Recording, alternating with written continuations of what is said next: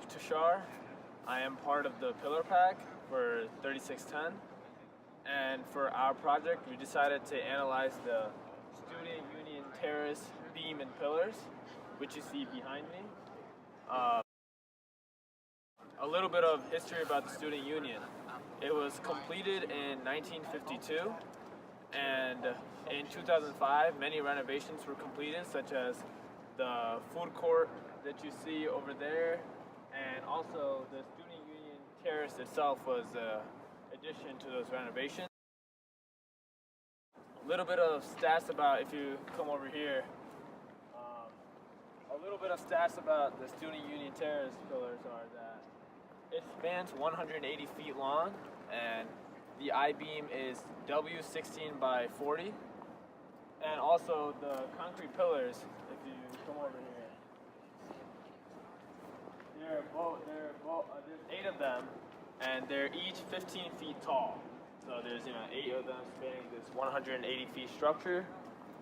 And we assume the normal loading to be the concrete slab on top, and the live loading to be all the moving people and the chairs that are above it. And the Student Union has a lot of them since it's one of the main buildings at the University of Connecticut. For our extreme loading, we assumed that there was poor settling on the foundation and that some of the pillars would settle into the ground, therefore creating additional stresses on them.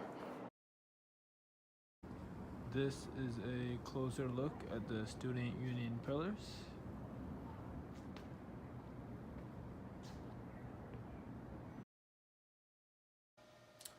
Hello everyone, this is part 2 of our structural analysis video. Like I said, we'll be analyzing the Student Union Terrace beam and pillars. And this video we'll be going over the 3 methods that the pillar pack used to analyze the structure. The first method that we used was the displacement method. In the displacement method, we were able to make shear and moment diagrams, which showed us the maximum shear and the maximum moment that was occurring. On the normal loading, we accounted for the dead load above the beam and the live load, which included moving people in chairs. The maximum shear we found was 14,169 pounds. The maximum moment we found was 72,615 pounds. The extreme loading was, we assumed that the foundation was weak, and which caused some pillars to settle, adding additional stresses on some pillars. And the maximum shear we found for that situation was 13,773 pounds, and the maximum moment was 71,506 pounds. Moving on, we used the moment diagrams from the displacement method to we used the moment area method. This method was used to calculate the maximum displacement at the midpoint between the supports. For this example, we chose the midpoint between supports A and B, and we found that there was a 0.27 inch displacement at midpoint C. And these are the equations that we used to use this method. Moving on to our last method, we disassembled our structure using the approximate method.